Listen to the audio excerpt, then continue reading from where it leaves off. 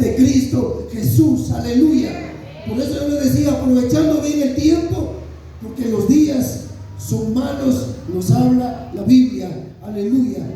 Bien, entonces miramos que estos capítulos 24 y 25 de Mateo, Jesús lo menciona en esa semana de la Pascua. Quiero decirle, mi hermano, que la mayoría de los eruditos que existían en ese tiempo, afirmando que Jesús hablaba acerca de esta enseñanza de la gran tribulación que encontramos en estos capítulos del Evangelio de Mateo 24 y 25. Aleluya. Pero quiero que abra su Biblia ahora ahí en Mateo 24. Gracias. Gloria a Dios. Aleluya. Mateo capítulo 24. Vamos a leer el segundo versículo de ese capítulo. Mateo capítulo 24, verso número 2. Amén. Gloria a Dios. Aleluya. Dice la palabra del Señor: respondiendo él, les dijo: ¿veis todo esto? De cierto os digo que no quedará aquí piedra sobre piedra que no sea derribada. Amén. Puede tomar su lugar, hermano. Siéntese en esta noche. Gloria a Dios. Aleluya. La presencia del Señor está en este lugar. El Espíritu Santo, el Consolador, es el que consuela cada una de nuestras vidas y que se une con nuestro espíritu. Amén. El Espíritu Santo de Dios. Porque quiero decirle, mi hermano, que en este evento que va a acontecer de la gran tribulación, el Espíritu Santo se apartará de nuestras vidas para los que se queden. Mientras estamos en el tiempo de la gracia, el Espíritu Santo está con su pueblo, con su iglesia, mientras no ha acontecido el rapto, y luego pasamos al segundo evento, que es la gran tribulación. Amén. Pero mi hermano, fíjese que aquí en este versículo, si usted se dio cuenta, hay preguntas que le hacen sus discípulos, o que Jesús le responde a ellos. Porque los discípulos tenían una curiosidad. Le dicen a ellos, cuando Jesús saliendo del templo y se acerca a ellos, y los discípulos le preguntan algo acerca de esos edificios y acerca del templo que vivía en ese entonces Jerusalén. Y Jesús le responde a ellos aquí diciéndoles que no quedará piedra sobre piedra. O sea que está dando a entender Jesús aquí que ese templo iba a ser destruido, iba a ser derribado, y que no iba a quedar nada. Completamente iba a ser destruido, y fue destruido. Si usted lo mira, bueno, solo encontramos una parte del muro que existe hoy día, donde muchos van a ir a hacer sus oraciones, ¿verdad? Amén. Pero entonces, mi hermano, los discípulos le preguntan algo al respecto sobre el templo de Jerusalén a Jesús. Pero Jesús les declara aquí que ni una piedra del templo quedaría sobre otra. Mi hermano, y a causa de estas terribles palabras que Jesús les contesta a sus discípulos, o sea, podemos decir que tenía unos discípulos preguntones. Porque si usted ha leído la Biblia acerca de los evangelios, hay muchas preguntas que los discípulos le hacen a Jesús, ¿verdad? No se sabe si ellos no entendían o no captaban el mensaje que Jesús hablaba o lo que él enseñaba, pero siempre estaban preguntándole a Jesús. ¿Y saben cuál es otra que los discípulos dijeron a Jesús? Jesús, enséñanos a orar. O sea, como que dice que ellos no podían orar, ¿verdad? Enséñanos a orar porque queremos orar. ¿Cómo es de que se debe de orar al Padre? ¿Qué se debe de hacer en una oración? ¿O cuál es la oración? Nosotros sabemos que orar es hablar con Dios, ¿verdad? Y Jesús le dice, bueno, ustedes orarán así: Padre nuestro que estás en los cielos, santificado. Jesús les pone una base. No es que les diga, ustedes van a repetir siempre esto cada vez que van a orar, no. Jesús les presenta un ejemplo, una base, cómo debían de orar cada uno de estos discípulos. Igualmente hoy día nosotros Nos acercamos a Dios y oramos y tenemos una comunicación con nuestro Padre según lo que expresemos en nuestro interior hacia Él, lo que sentimos. Si hay amor, si hay agradecimiento, si hay gratitud en nosotros, de esa forma nos dirigimos a nuestro Padre Celestial, orando de una manera diferente cada uno de nosotros, ¿verdad? Porque no manejamos, no tenemos una base que esto es por obligación, hermano. No, es un ejemplo que Jesús les daba a sus discípulos. Pero bueno, miramos que los discípulos preguntaban mucho a Jesús, ¿verdad? Entonces, a causa de estas terribles palabras, mi hermano, que Jesús les habla a ellos que el templo iba a ser destruido, causó que los discípulos también le volvieran a hacer otro tipo de pregunta a Jesús. Le hicieron 3 preguntas. Quiero que ahí nos corramos o bajemos ahí al verso número 3. Vamos a ver lo que es el tema, la gran tribulación. En el versículo 3 aquí vemos y vamos a leerlo. Dice: estando él sentado en el monte de los olivos, los discípulos se le acercaron aparte, diciendo: dinos, ¿cuándo serán estas cosas? Primer pregunta. ¿Y qué señal habrá de tu venida? Segunda pregunta. ¿Y del fin del siglo? Tercera pregunta. A causa de las palabras que Jesús le responde a sus discípulos, que no iba a quedar piedra sobre piedra, sus discípulos se pusieron a pensar: bueno, Jesús, entonces dinos, ¿cuándo serán estas cosas? Mi hermano, surgen estas 3 preguntas en la mente de estos hombres, preguntándole a Jesús acerca de estas cosas. ¿Y de qué cosas? ¿Qué cosas estaban en la mente de estos discípulos? Eran cosas futuras. Mi hermano, como Dios también, como dijo Jesús le dijo a Pedro: esto no te lo reveló carne ni sangre. O sea, porque Jesús estaba con ellos, la misma presencia, el Espíritu de Dios hablaba a la mente de ellos, para que Jesús también le respondiera y oyera a la gente que estaba a su alrededor. Mi hermano, ahora vamos a ver entonces estas 3 preguntas, pero no vamos a lograr verlas esta noche, porque el tiempo no nos alcanza. Son preguntas largas que estos discípulos le hacen y respuestas que le da Jesús a ellos también. Y hoy día a nosotros también, a la iglesia de Cristo, mi hermano. Porque si va a existir la gran tribulación, ¿qué es lo que debe de suceder? ¿Qué es lo que debe de haber en la iglesia de Cristo? La iglesia de Cristo debe de estar preparada si no quiere pasar la gran tribulación, si no quiere pasar esos 7 años de gran tribulación en esta tierra. Porque muchos dicen: es que va a ser el fin del mundo, peor que ahorita fue ese eclipse, ¿verdad? Muchos dijeron va a ser el fin del mundo. De esa manera lo tomaron. Y otro grupo de personas lo agarraron como una distracción, ¿verdad? Porque usted vio que dice que en Estados Unidos, en la ciudad donde pasó, estuvieron full los hoteles. Muchos turistas ya no cabían, dice. O sea, lo tomaron como algo turístico para ir a ver el eclipse. Y otros estaban asustados: algo va a suceder. Pero si vamos a la Biblia, bíblicamente, mi hermano, todavía no es el fin. El Evangelio de Mateo, ahí en este capítulo, habla que esto solo es principio de dolores. No es el fin todavía. Muchos dicen: es que va a ser el fin del mundo, es que este mundo se va a terminar. Es mentira, eso no se termina, mi hermano.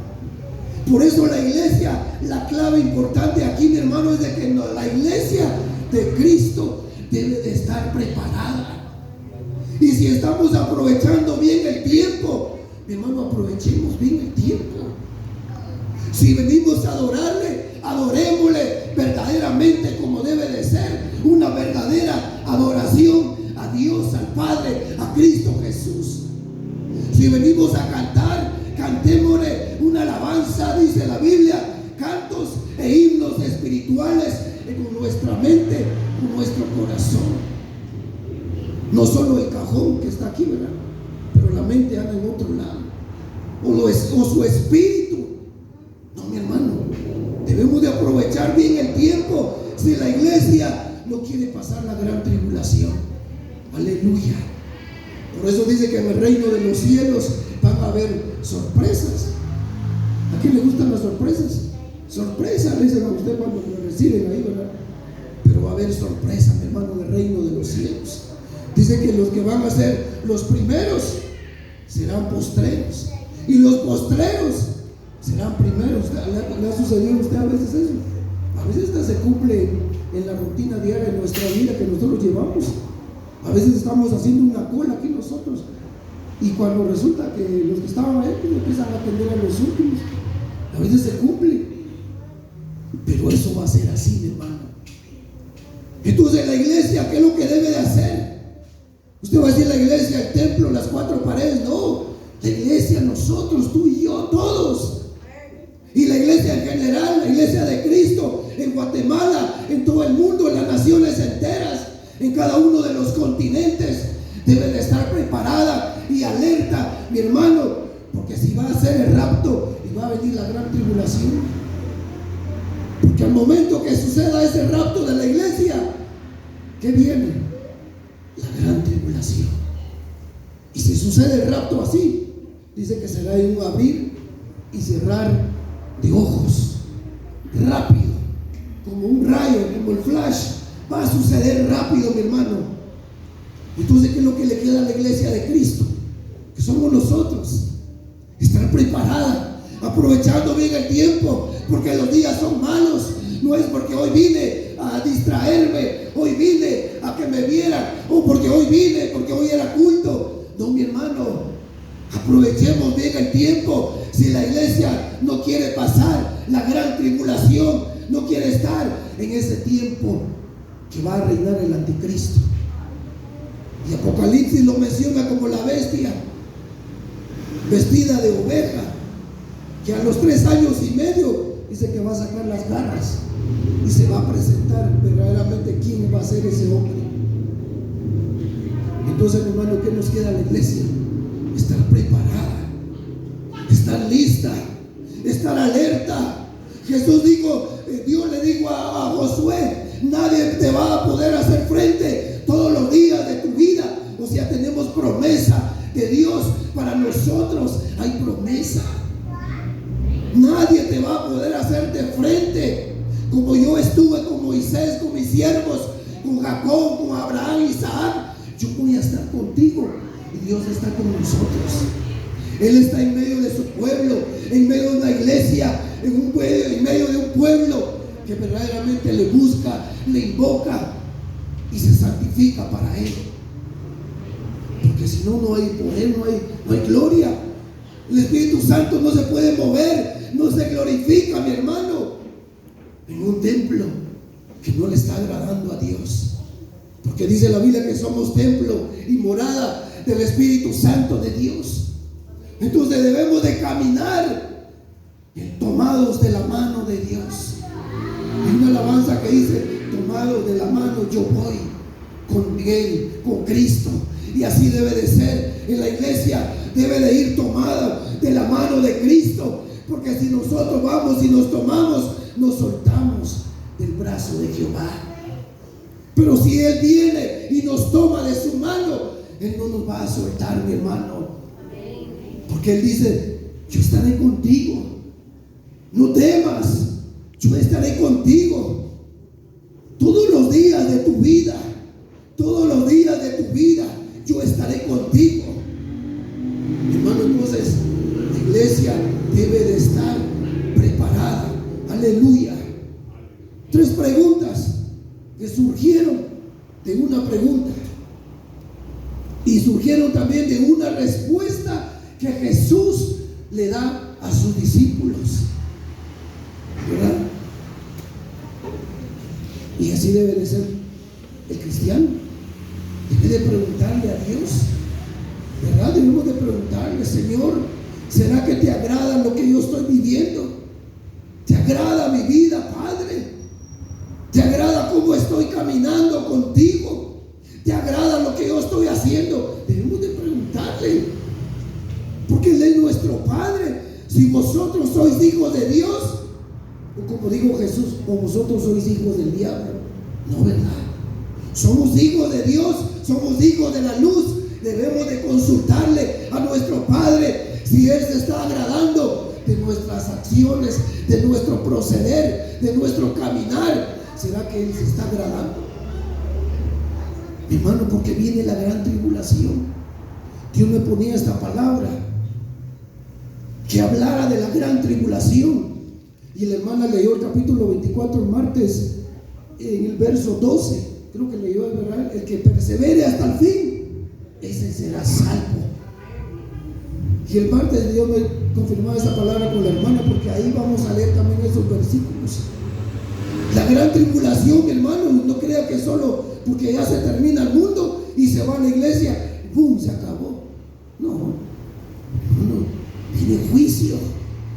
Aprovechando bien el tiempo, porque los días son malos, los días no son buenos. Y muchos dicen, esto ya se va a componer, esto ya se va a poner bonito.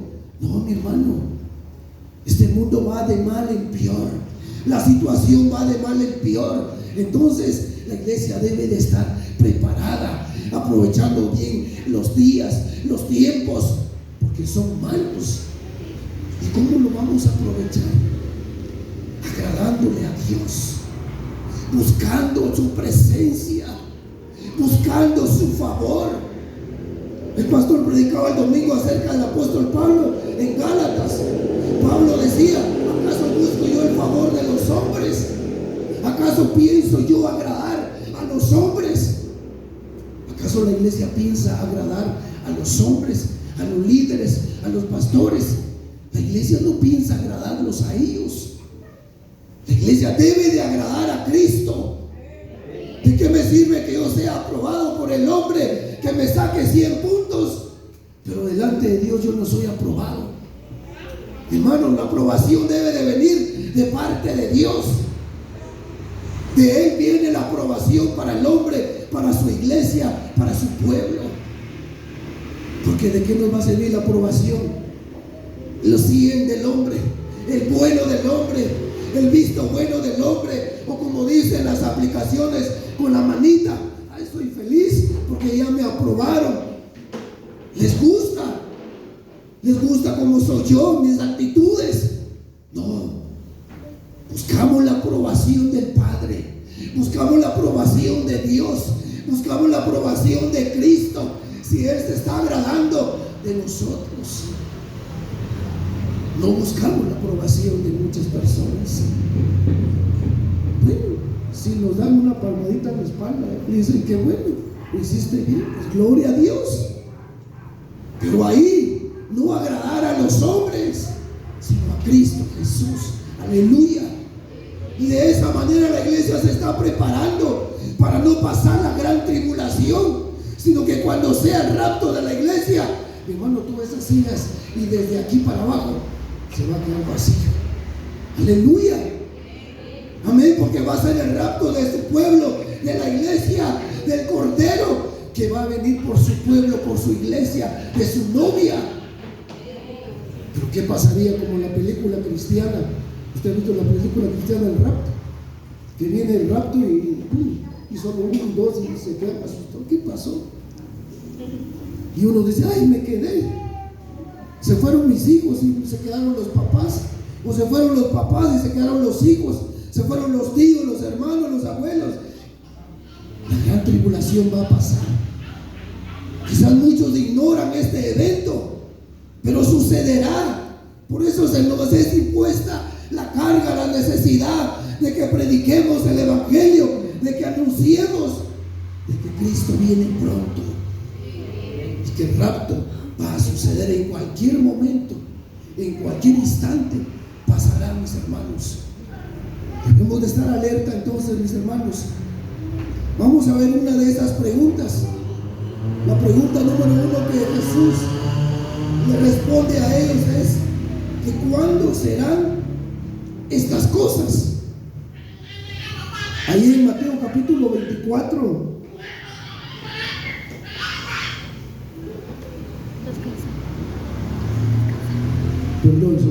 poquito de agua. 24, ahora nos vamos a trasladar al versículo 15 y vamos a leer del 15 al 22. Gloria a Dios, aleluya. Dice la Biblia: por tanto, cuando veáis en el lugar santo la abominación desoladora de que habló el profeta Daniel, el que lee entienda. Entonces los que estén en Judea huyan a los montes. El que esté en la azotea no descienda para tomar algo de su casa. Y el que esté en el campo no vuelva atrás para tomar su capa. Mas hay de las que están en cinta y de las que críen en aquellos días. Orad pues que vuestra huida no sea en invierno ni en día de reposo, porque habrá entonces gran tribulación, cual no la ha habido desde el principio del mundo hasta ahora, ni la habrá. Y si aquellos días no fuesen acortados, nadie sería salvo. Por causa de los escogidos, aquellos días serán acortados. Aleluya. Hermano, el capítulo 24 es de que se debe de predicar acerca del arrepentimiento. ¿Y quién era que hablaba del arrepentimiento? Juan el Bautista. Vino con un propósito a esta tierra. Fue enviado para predicar del evangelio. ¿Y cuáles eran las palabras que Juan usaba? Arrepentidos y convertidos, decía Juan el Bautista, predicando en el desierto de Judea. Mi hermano, era el arrepentimiento. Y hoy día la iglesia debe de predicar el arrepentimiento para que venga tiempos de refrigerio a nuestras vidas, a nuestras casas, a nuestras familias. Venga bendición. Mi hermano, si hay un verdadero arrepentimiento, si la iglesia de Cristo se arrepiente verdaderamente, mi hermano, van a venir tiempos de refrigerio, tiempos de fortaleza, tiempos de bendición, tiempos gloriosos, tiempos de obras que Dios hará en las vidas, en el pueblo de Dios, si hay un verdadero arrepentimiento. Ese era el mensaje de Juan el Bautista. Y él caminaba en el desierto predicando: arrepentidos y convertidos, porque el reino de los cielos se ha acercado. Y el reino de los cielos se ha acercado y está cerca hoy día, mi hermano. Debemos de estar preparados. Aleluya. Si queremos tener tiempos de refrigerio a nuestra vida. ¿Y cuáles son los tiempos de refrigerio? Encontramos paz en medio de la tormenta, en medio de la tribulación, en medio del dolor, en medio de la escasez, del problema. Ahí está el refrigerio de la presencia de Dios para nuestra alma y para nuestra vida. Pero debemos de arrepentirnos, verdaderamente un verdadero arrepentimiento, convertirnos a Cristo Jesús, verdaderamente con todo nuestro corazón, para que podamos ser agradables delante de su presencia, y que esa ofrenda de la oración, esa ofrenda de la alabanza y la adoración pueda llegar al trono de la gracia allá arriba en los cielos. Pero cuando hay un verdadero arrepentimiento, la iglesia se arrepiente, la iglesia busca el favor de Dios, la iglesia busca la misericordia de Dios, la iglesia se consagra, la iglesia camina bajo la poderosa mano de Dios. Hermano, y vienen los tiempos del refrigerio. Dios empieza a obrar, Dios empieza a glorificarse, Dios empieza a obrar sanidad en las vidas, en el cuerpo físico, en la vida espiritual, en el alma espiritual. El Espíritu Santo empieza a sanar toda herida, todo dolor que haya. El Espíritu Santo empieza a hacer su obra, el poder del Espíritu Santo obrando e intercediendo a favor de cada uno de nosotros. Porque el Espíritu Santo es quien es el que intercede por nosotros. Aleluya. Tenemos quien está con nosotros. Es el Espíritu Santo el que está intercediendo. Cada vez que hacemos algo que a Dios no le agrada, el Espíritu de Dios intercede ante el Padre. El Hijo de Dios, Jesucristo, también está como nuestro abogado, quien defiende nuestra causa. Pero es necesario que nos arrepintamos y podamos convertirnos verdaderamente, si queremos ver la gloria de Dios moverse en nuestra vida. Si queremos ver vidas convertidas, queremos ver vidas arrepentidas verdaderamente, vidas cambiadas, vidas transformadas, personas que vengan a Cristo, personas que se acerquen al Evangelio. Hermano, entonces, ese es el mensaje. Arrepentidos y convertidos, porque el reino de los cielos está cerca. Hoy está aquí cerca más que nada. El rapto y viene la gran tribulación. Una de esas preguntas es de que ¿cuándo serán estas cosas? Sus discípulos le preguntan a Jesús: dinos, ¿cuándo sucederán estas cosas? Los discípulos querían saber cuándo sería destruido el templo de Jerusalén, porque en ese tiempo estaba el templo y fue destruido. O sea que vienen advertencias, vienen profecías. Y está la profecía segura, que es la palabra de Dios, la Biblia, que nos advierte y advierte a la iglesia que debe de estar despierta, alerta. Hermano, que cuando suceda el rapto, tú y yo podamos irnos juntamente con él arriba. Aleluya.